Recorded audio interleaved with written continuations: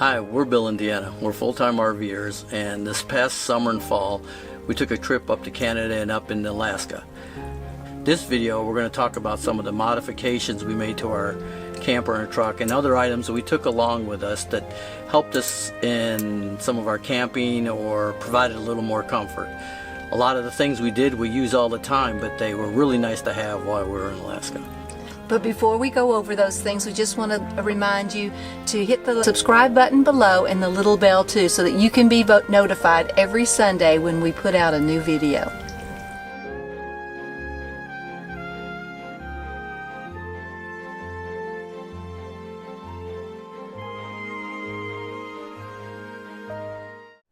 Okay, one of my modifications that I really enjoyed, and we actually had done this a year or two before I went to Alaska, but as I added an auxiliary fuel tank in the bed of the pickup.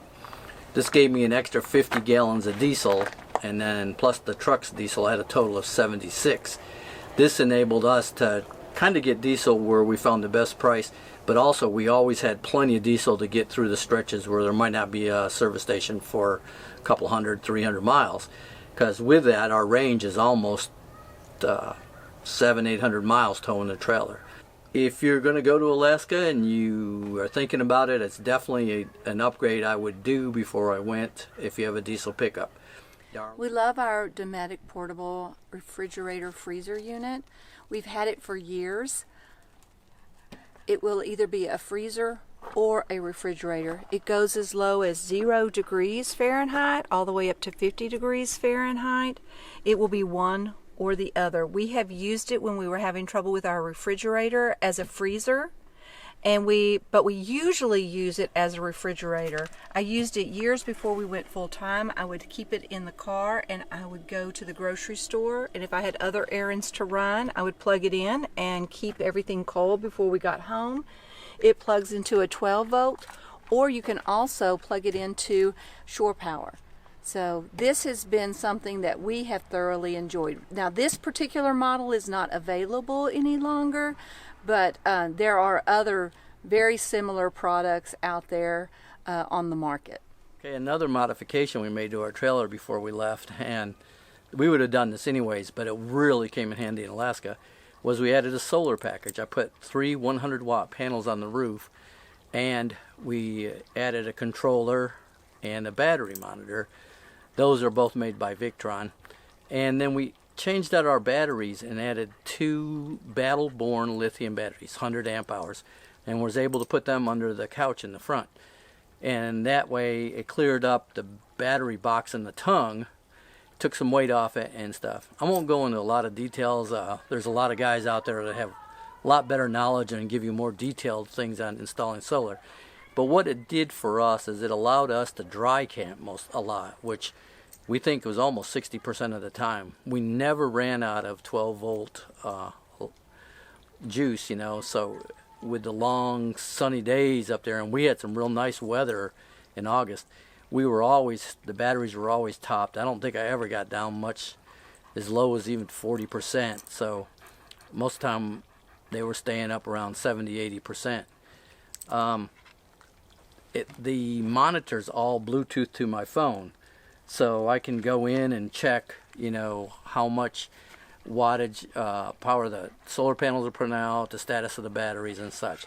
But again, that really freed up a lot of places we camp, because we went a lot of times without ever hooking up to power, and that opens up a whole bunch of nice provincial and national forest campgrounds. The Milepost is an invaluable tool. We used it all the way through Alaska and into parts of Canada. It would tell you exactly where you were and what was available for you to be able to see or do in that particular area. Cities, it had everything that you could possibly want to do, including the history of the area, the population of the towns and so forth. When you were driving the roads, it would give you points of interest along all the mile markers, and you could stop and you could see things along the way. For example, one time we were driving along and there was a turnout, and in the milepost it said, just a 10-minute quick walk down the path and you will be at a salmon run. So as you can see, the post was very helpful, especially when cell service isn't that great in parts of Alaska. Okay, one of the things we took to Alaska with us that we really like, and we take it all the time, to be truthful, was a refill kit by Flame King. Comes with an adapter. It also comes with a stand. But what I'm able to do is I just take the bottle and flip it upside down on my tailgate and fill my bottles. The kit comes with one bottle. We bought 3 extras. I have one on a barbecue grill. But by my estimate, we probably refilled these at least 30 to 35 times, which is paid for the kit now already in the bottles, extra bottles we bought. Because I figure it costs about 65 cents to fill one. Also, the reason we went through so many is one of our other favorite things is our Buddy heater here. Mr. Heater, it's called a Buddy.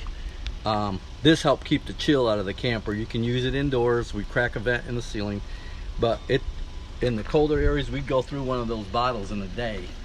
So we were constantly refilling them to keep the chill out of the trailer instead of running the propane or anything. Because most places we camped, we didn't have hookups, so that worked out fine. But again, if you do go through a lot of these bottles, you might want to look into the refillable ones. The AMIR indoor-outdoor thermometer that reads temperature and humidity is a very valuable tool to us. My husband loves checking the weather and the temperature, and so this is a great addition. It comes with a sensor that's built in that tells the temperature of the actual trailer. Then it has 3 separate sensors. We have one in the refrigerator. We have one that was in the freezer, but now it is back behind the couch where the Battle-Born lithium batteries are, because he likes to monitor how cold it is back there.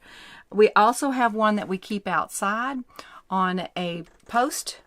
I would recommend, though, we have lost some of these.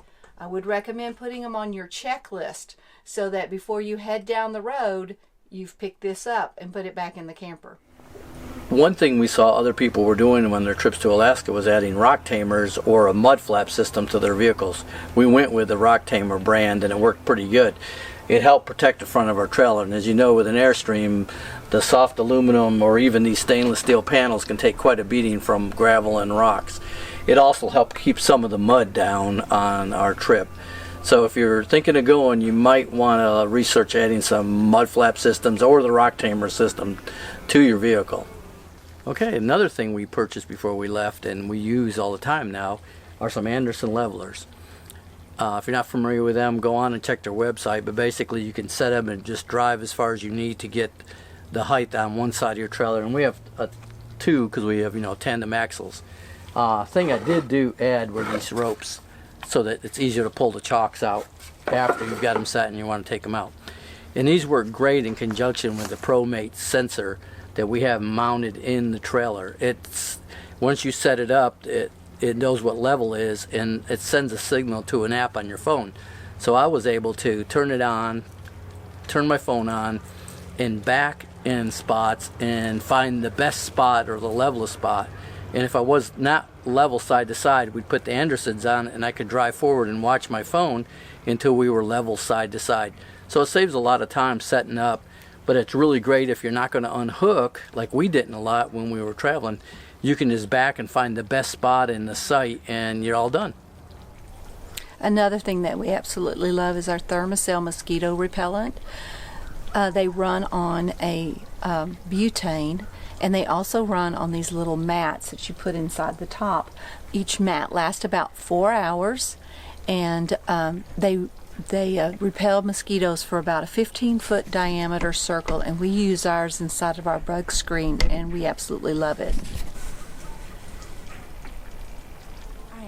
One of the things that we took to Alaska with us, because we absolutely love them in the lower 48, is our blow-up luminary solar lights, and we will use them to downstairs on the steps and around the campground just to kind of light things up a little bit. Well, you don't think about it, but when you're in Alaska in the summer, it's light almost all the time. So we didn't need these. We didn't need flashlights. About midnight, you could still see outside. Now, of course, it was getting duskier, but you could still see. So instead of the luminaries, I would suggest investing in some reflectix, and you put that in your window and you can sleep through the night. Okay, one thing we took with us and never used was our generator. We had put a solar package on the trailer, of course, like we said before, and being long days and all the sunlight, we had plenty of 12-volt power for the whole trip. The only time we ended up using it was when we got snowed on for several days in Montana, and I did have to break the generator out and top the batteries off a little. But yeah, we were pretty lucky and didn't have to use the generator. Well, we hope you found some of this information useful. These were items that, you know, we use every day, but they were especially helpful on our trip to Alaska. If you have any questions about any of the products, just leave us in a comment below and we'll try to answer it the best we can. Also, we don't profess to be experts or know everything about these products, so please go to the manufacturer's websites and look up and get the full detail on things. We want to make sure that you understand that we were not sponsored by anyone. We do not have an Amazon affiliate link. We just wanted to make sure that you knew some of the things that we use that could be helpful to you. Until then, maybe this will inspire you to get up and get out.